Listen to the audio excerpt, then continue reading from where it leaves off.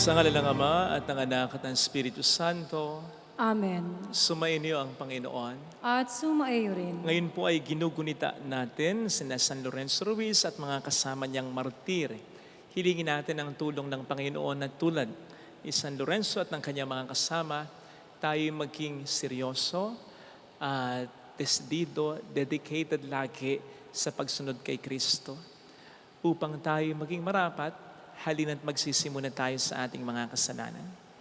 Tayo pong lahat, inaamin ko sa makapangyarihang Diyos at sa inyo mga kapatid, na lubha akong nagkasala sa isip, sa salita at sa gawa, at sa aking pagkukulang. Kaya sinasamo ko sa mahal na Birheng Maria, sa lahat ng mga anghel at mga banal, at sa inyo mga kapatid, na ako'y panalangin sa Panginoong ating Diyos. Kaawaan tayo na mapagmahal na Diyos, patawarin sa ating mga sala, at patnubayan ka sa buhay na walang hanggan. Amen. Panginoon, kaawaan mo kami. Panginoon, kaawaan mo kami. Kristo, kaawaan mo kami.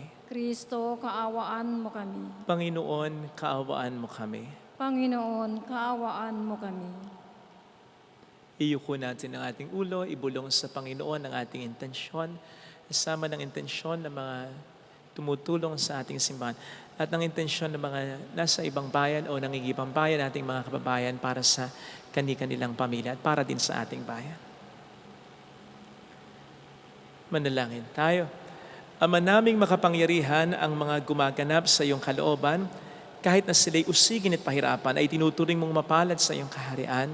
Ang katapatan ng mga banal na martir na sina San Lorenzo Ruiz at mga kasamahan ay mapasa amin nawa araw-araw upang ang paglilingkod sa iyo at sa kapwa-tao ay aming magampanan.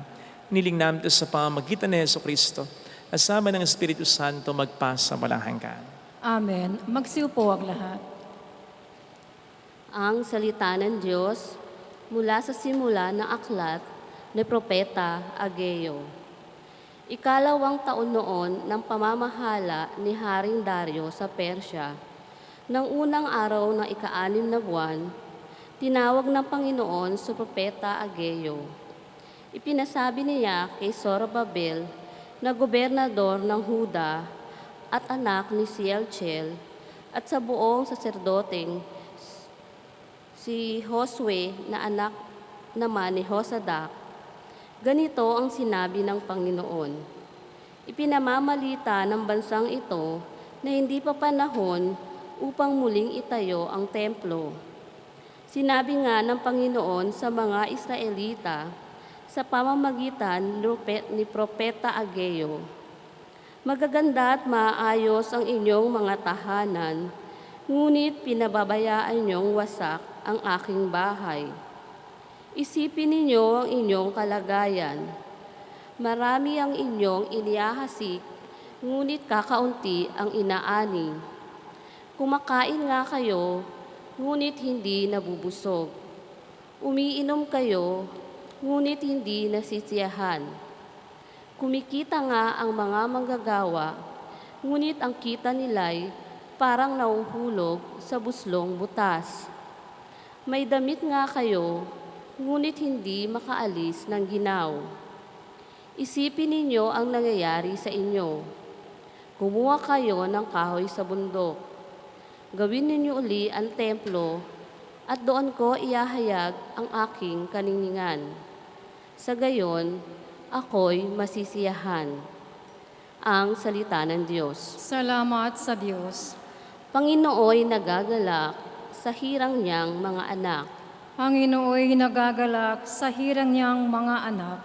Ang Panginooy purihin, awitan ng bagong awit. Purihin sa pagtitipon ng tapat sa pananalig.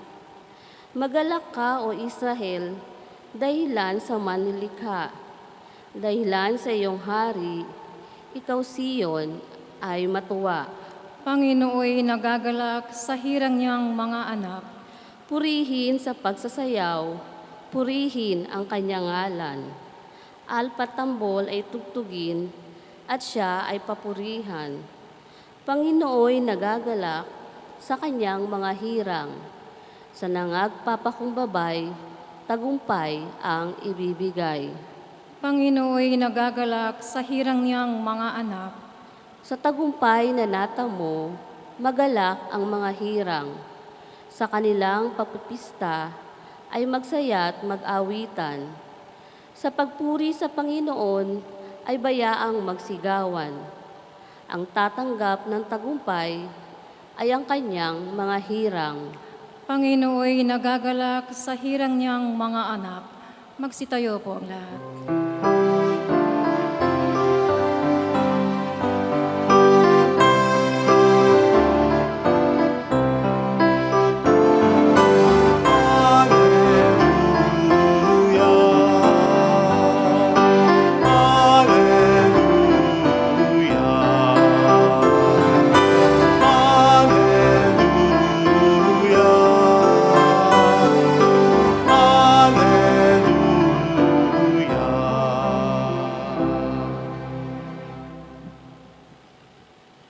Sumainyo ang Panginoon. At sumaiyo rin. Ang mabuting balita ng Panginoon ayon kay San Lucas. Papuri sa iyo, Panginoon. Noong panahong iyon, nabalitaan ni Herodes na tetrarka ng Galilea ang lahat ng ginagawa ni Jesus. Nagulo ang kanyang isip sapagkat may nagsasabing muling binuhay si Juan Bautista. May nagsasabi namang lumitaw si Elias. At may nagsasabi pang muling nabuhay ang isa sa mga propeta noong una. Kahit ang sabi ni Herodes, pinapugutan ko si Juan, ngunit sinong nababalitaan ko ito? Marami akong narinig tungkol sa kanya. At pinagsikapan niyang makita si Jesus. Mga kapatid, ang mabuting balita ng Panginoon. Pinupuri ka namin, Panginoong Heso Kristo. Mahirap magmahal ng maling tao. Yung akala mo ay serious, pero curious lang pala sa'yo. Yung akala mo ay desidido, pero interesado lang pala sa'yo. Mahirap ito kapag sa paglaon ng panahon ay nakapag-invest ka na ng time, ng energy, ng love, maging ng material na bagay. Tapos, interesado lang pala siya. Curious lang pala siya. Minsan ka lang magmamahal. Pinaglaban mo, pinagtiyagaan mo sa maling tao pa. Sayang, hindi ba? Kaya mag-ingat po tayo sa mga taong ganito. Bakit nga ba tayo? Bakit nga ba ako kasama? Kayo lang pala. Seriously, kahit naman sa mga may asawa na maging desidido at seryoso na kayo sa inyong asawa para hindi na kayo maging curious at interesado sa iba. Pero paano nga ba natin malalaman, for the sake lalo na ng mga single, kung ang isang tao ay serious at decided para sa'yo at hindi curious at interesado lang sa'yo. Sapagkat yung dalawang yan, parehong nagsisimula yan sa magagandang mga ngiti, sa kindatang ganyan, sa pakyutan na ganyan. Parehong nagsisimula yan sa madalas na pagte-text, pakikipag-usap, gamit ang mga matatamis na salita. I care for you, I miss you, I enjoy being with you, gusto kitang nakikita, ang ganda-ganda mo, gwapo-gwapo mo, ganoon. Parehong nagsisimula yan sa madalas sa pakikipagkita na may parega-regalo pa. Ayan. Hanggang sa ma-fall ka na, mahulog na ang loob mo sa kanya. May love ka na. Na wala namang masama kung seryoso ka na at desidido ka na para sa kanya. Paano kung siya hindi pala? Paano kung interesado lang siya sa'yo? Paano yung curious lamang siya sa'yo? Kasi maganda ka, gwapo ka, may pera ka, may napapala siya sa'yo. Patay na. Di ba? Kaya mag-ingat sa mga taong ganyan. That is why, sa relasyon, kinakailangan talaga ng enough na panahon. Sapagkat time will tell kung ang tao ay seryoso at desidido sa'yo at hindi curious at interesado lang sa'yo. Halimbawa, kung sa paglipas ng panahon, ang pakikipag-usap sa iyo, even through text, at pakikipagkita sa iyo ay hindi nagbabago. Nagbago man ay mas dumalas pa, mas naging malimit pa, mas naging malalim pa. Sa inyong pagkikita nga kung minsan, tinginan nyo lang sa mata, nagkakaintindihan na kayo. Sa dalas at sa pagiging consistent ng pagkasama, pakikipagkita niya at pagte-text niya sa iyo. Ibig sabihin nun, pwedeng seryoso na siya at desidido na siya para sa iyo. Pero kung sa paglipas ng panahon, ay nagpapalipas din siya ng panahon bago mag-text sa iyo, even just to check on you. Tapos ay kahit yung hindi niya pagre-reply sa iyo, na alam niyang ikaw ay pwedeng magalit o pagtampo, ay mali yun. Hanggang sa maubusan na siya ng excuses. Na busy siya, ganito ang ginagawa niya. Yung excuse niya, nauulit na. Ay, hindi na tama yun. At pagkatapos, kung makikipagkita siya sa iyo, isisingit ka lamang niya sa schedule niya, tuwing weekdays pa. Bakit ko sinabing tuwing weekdays pa? Kasi naman, alam natin, di ba? Lalo na kayo who work from Monday to Friday. Mahalaga para sa inyo ang Friday, night, ang Saturday, ang Sunday. Yan yung mga rest moments ninyo Kaya yun yung mga moments na mahalaga para sa inyo. Kung kaya, kapag ang date o ang pakikipagkita ng tao sa iyo ay itatapat niya sa mga moments na ito, ibig sabihin mahalaga ka sa kanya. Kasi sa mga moments na mahalaga para sa kanya, ay inilalaan niya para sa iyo talaga. Pero kung makipagkita siya sa iyo ay biglaan, kung kailan lang niya maisipan, weekdays pa, alanganing oras pa at nagmamadali pa siya, malamang sa curious at interesado lamang siya. Ang mas masama pa dyan ay curious at interesado lamang siya, paminsan-minsan pa. May konsolasyon sana kung curious at interesado siya, tapos minuminuto araw-araw. Baka pwedeng makapasa na yon sa love or pagiging serious at dedicated or decided for you. Pero kung paminsan-minsan lang at kung kailan niya maibigan lang, napapabor pa sa kanyang kagustuhan, iba na yun.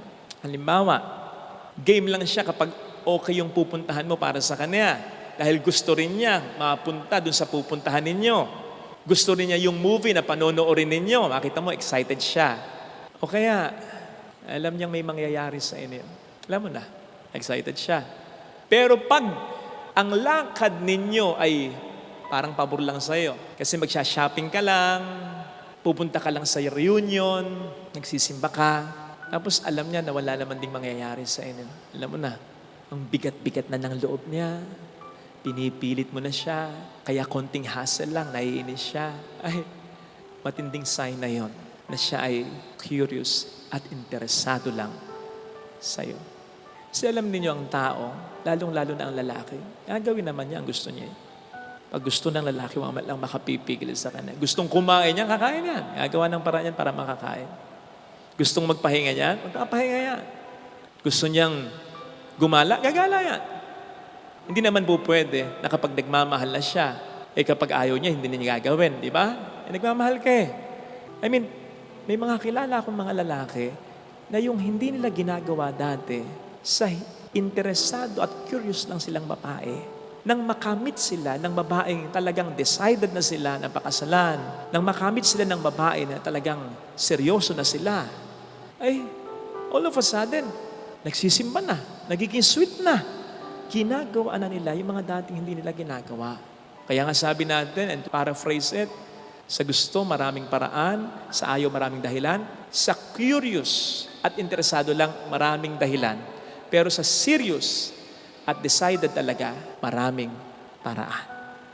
I'm sure the last thing that you want to happen in your life is to become deeply connected with someone na hindi ka naman makakita ng linaw kung talagang kayo ba habang buhay.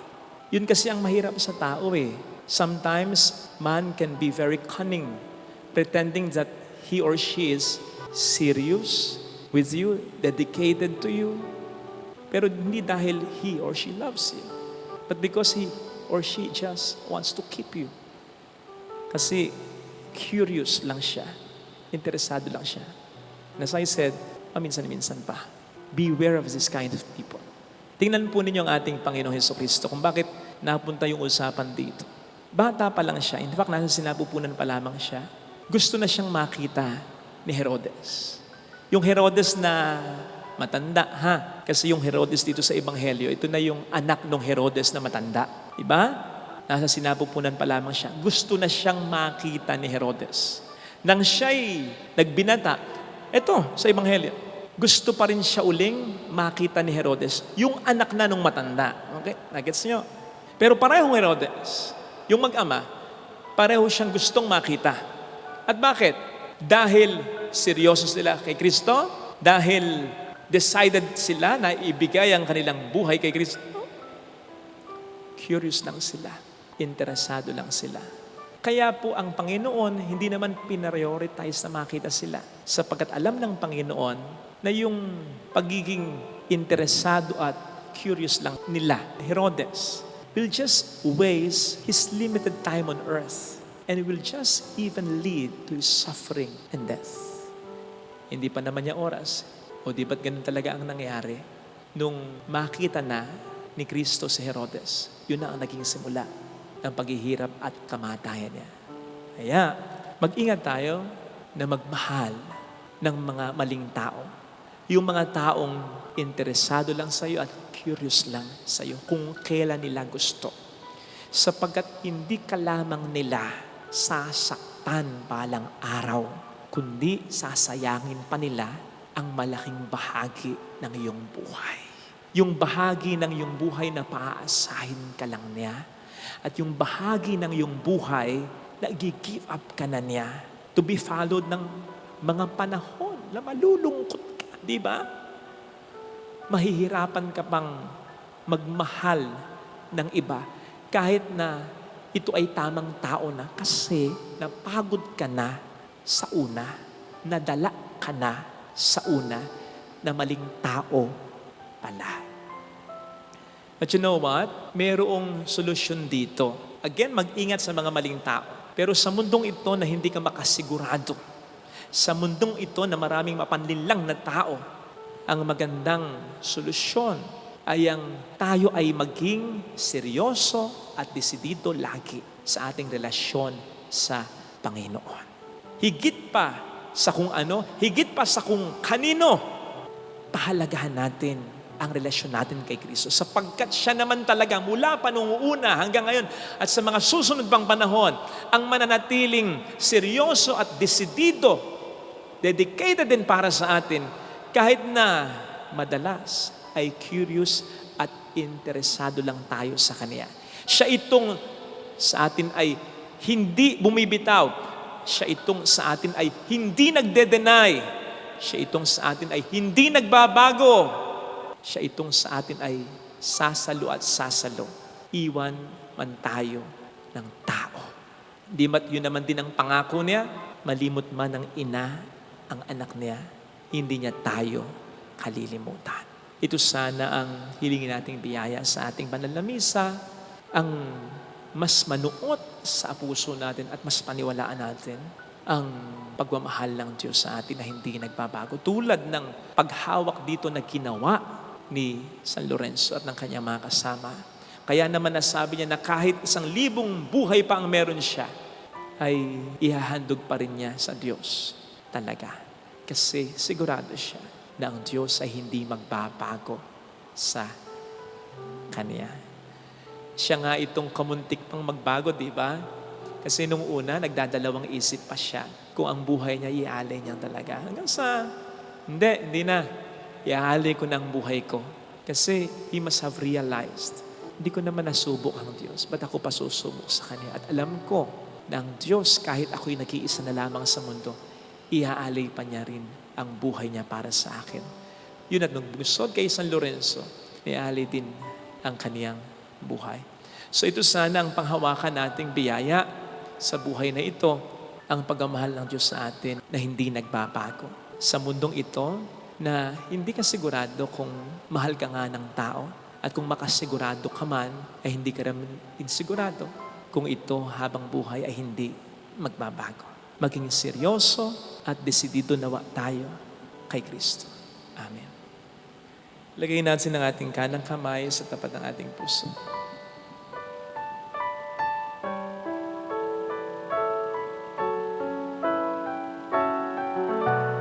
Pagbati natin, alam kong may magagawa ang Diyos.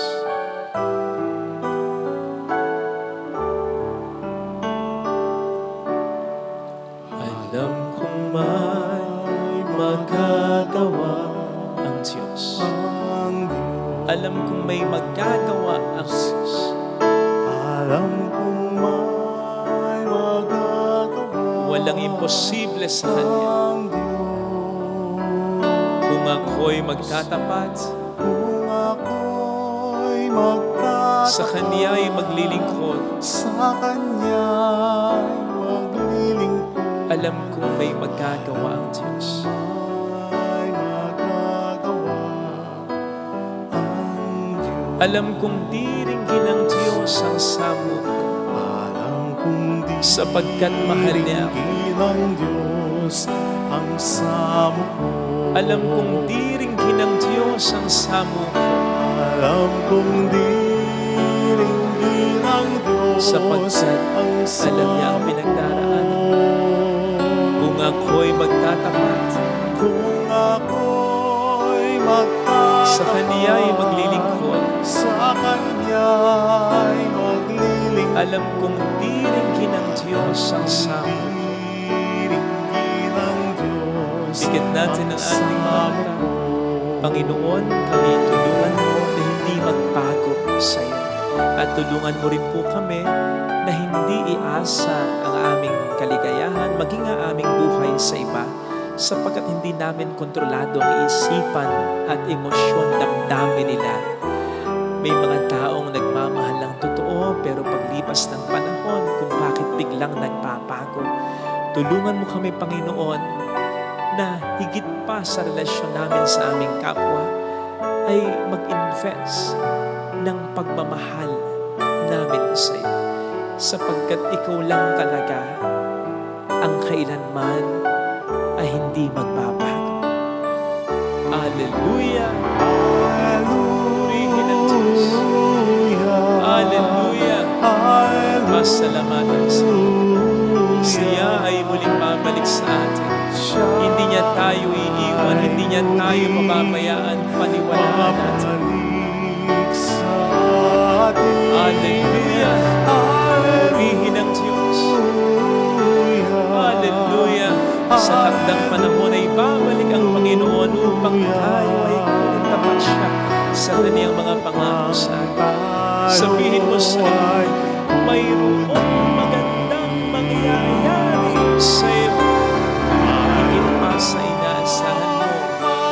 Sapagkat sabi niya, buhay man lumapa sa kamatayan man, hindi niya tayo kalilimutan, hindi niya tayo papabayaan. Lagi niya tayo sasamahan, hindi niya siya masusunod. Mayroong magandang mangyayari sa iyo.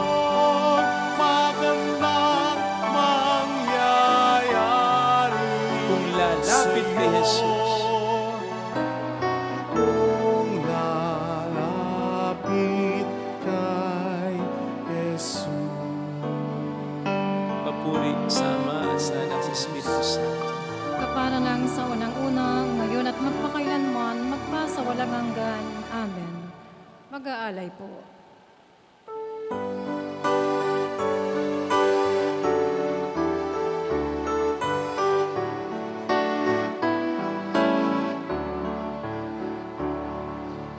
Tulad ng mga butil na tinitipon upang maging tinapay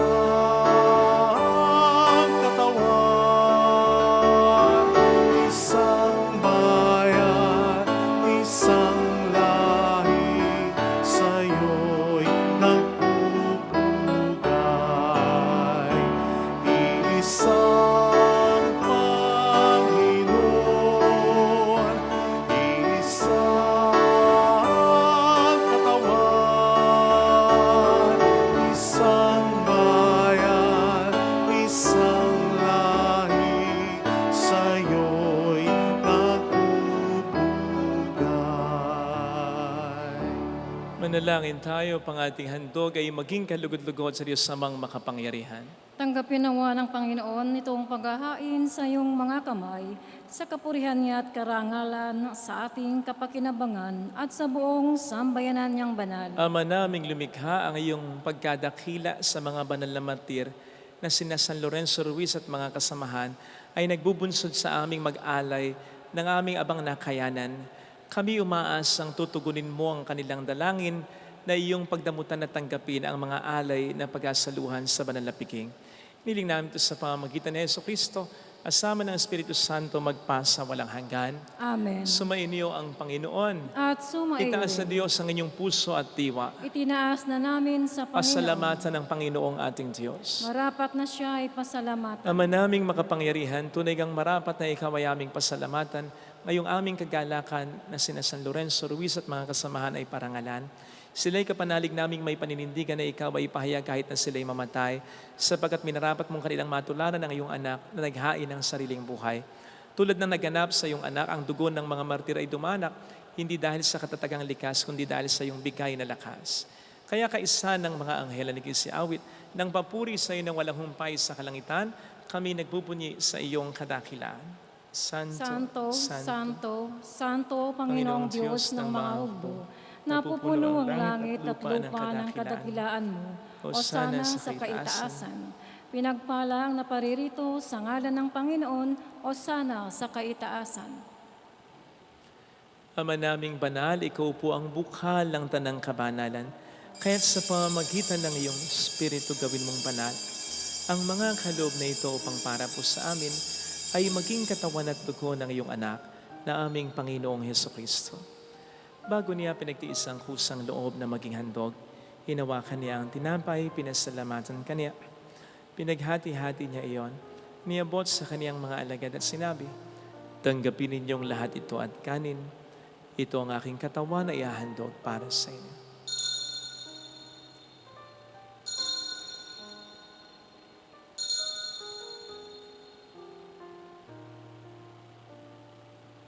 Gayun din naman nang matapos ang hapunan, nawakan niya ang kalis, muli kaniyang pinasalamatan. Iniabot niya ang kalis sa kaniyang mga alagad at sinabi, tanggapin ninyong lahat ito at inumin. Ito ang kalis ng aking dugo ng bago at walang hanggang tipan. Ang aking dugo na ibubuhos para sa inyo at para sa lahat sa ikapagpatawad ng mga kasalanan. Gawin niyo ito sa pag-alala sa akin.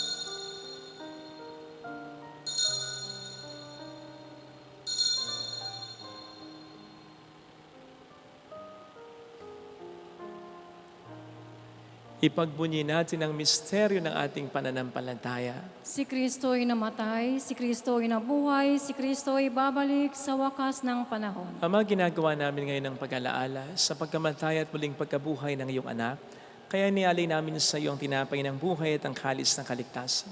Kami nagpapasalamat dahil kami iyong minarapat at tumayo sa harap mo para maglingkod sa iyo. Isinasamo namin kami na magsasalo sa katawan at dugo ni Kristo ay mabuklod sa pagkakaisa sa pamamagitan ng Espiritu Santo. Ama, lingapin mo ang iyong simbahang laganap sa buong daigdig, puspusin mo kami sa pag-ibig. Kaisa ni Francisco na aming Papa, ni Dennis na aming Obispo at ang Tanang Kaparian, alalahanin mo mga kapatid naming nahimlay nang may pag-asang sila'y muling mabubuhay.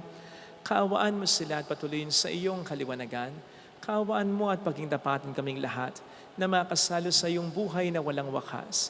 Kaisa ang mahal na birhen ng Lasalet, ang ina ng Diyos.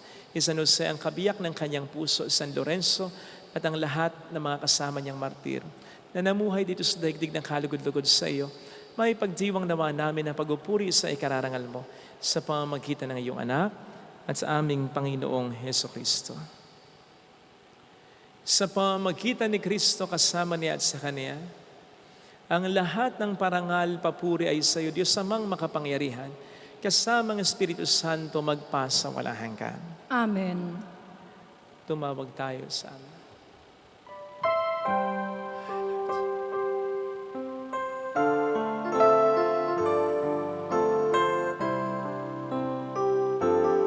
Ama namin, sumasalangit ka, sambahin ang ngalan mo, Apa sa amin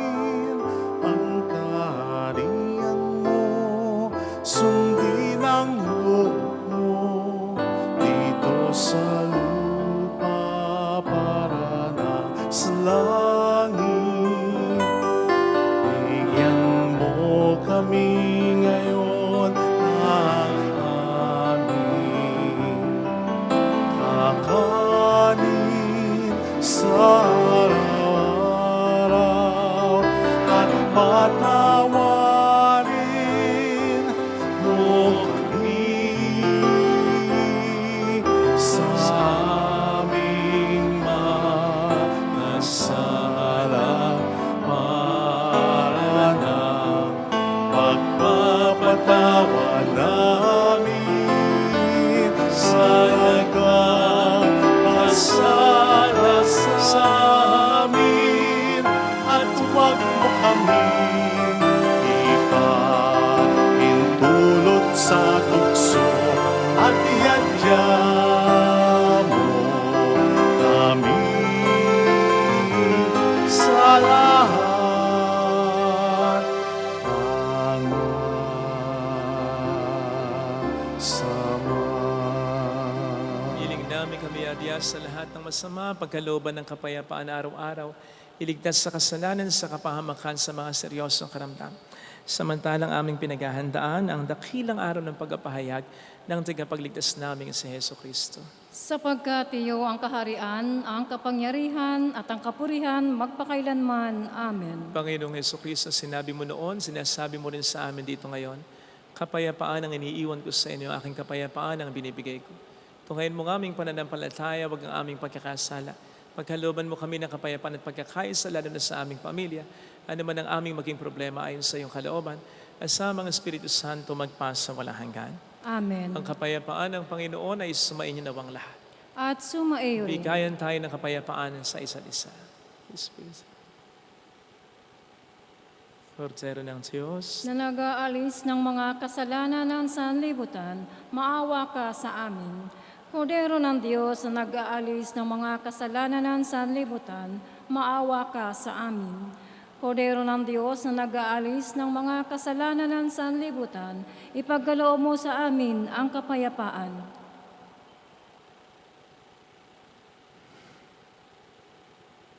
narito sa harap natin ang Panginoon, ang ating buhay at kaligtasan. Mapalad tayong inaaniya. Panginoon, hindi ako karapat-dapat na magpatuloy sa iyo, ngunit sa isang salita mo lamang ay gagaling na ako.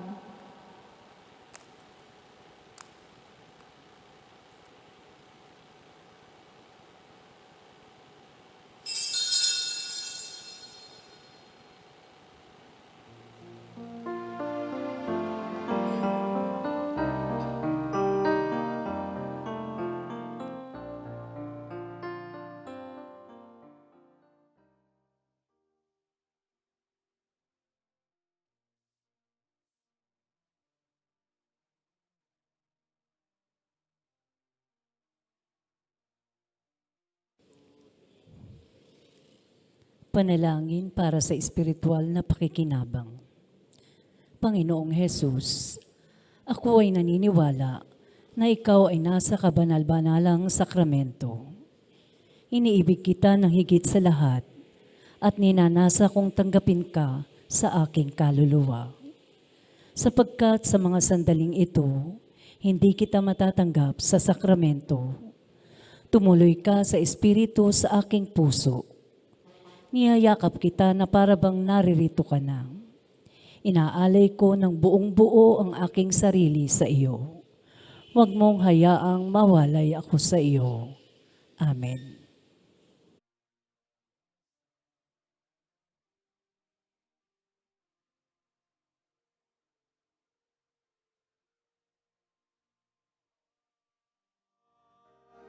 Lahat ay aking ibibigay, ibibigay pati aking buhay, upang purihin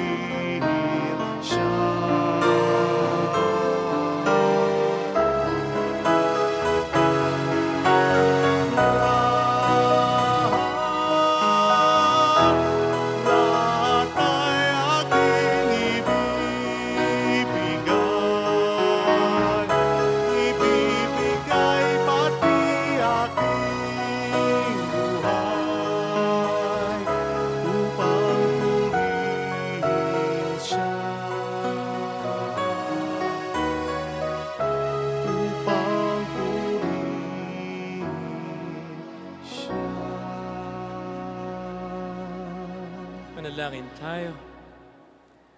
Ama naming mapagmahal, amin ang pinagsaluhan ng haing nagbibigay buhay. Habang panahon kaming lilingon sa iyo dahil sa lahat ng iyong awa at biyaya. Bilang tugon sa dalangin ng mga banal na martir na sina San Lorenzo Ruiz at mga kasamahan, marapatin mong kami makarating sa kaluwalhatiang nilaan mo sa amin. Hiniling namin ito sa pamamagitan ni Jesu Cristo, asama ng Espiritu Santo magpasa walang hanggan. Amen. Holy God, Holy Mighty One, Holy Immortal One. Have mercy on us and on the whole world. Holy God, Holy Mighty One, Holy Immortal One. Have mercy on us and on the whole world. Holy God, Holy Mighty One, Holy Immortal One. Have mercy on us and on the whole world. Jesus, King of Mercy, We trust in you. alalahanin Alalahanin, O mahal na Birhen ng Lazareth, ina ng pag-asa, ikaw ang nagpaalala sa aming magbalik loob sa Ama. Ito ang nagpapatunay na ang kagandahang loob mo'y nanatiling busilak sa pag-aaruga mo sa amin, tungkulin mo'y tinupad. Sa paanan ni Kristo, itinuring mo kaming mga tunay mong anak, kaya ninais mong ni isa'y huwag mapahamak. Maging sa iyong walang tigil na pananalangin, pati luhay pumatak, huwag namang mawala ng saysay ang iyong paghihirap.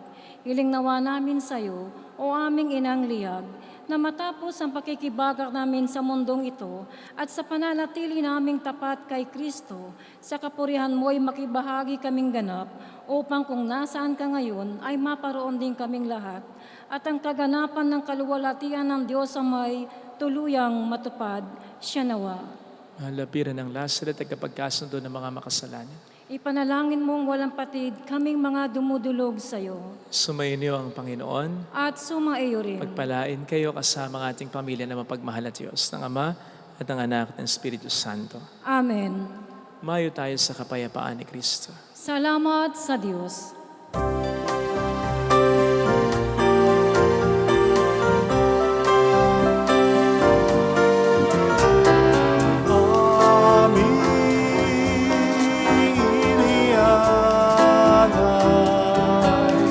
Ang pag-ibig na walang kapantay. Okay, sarap mabuhay kung may nagmamahal.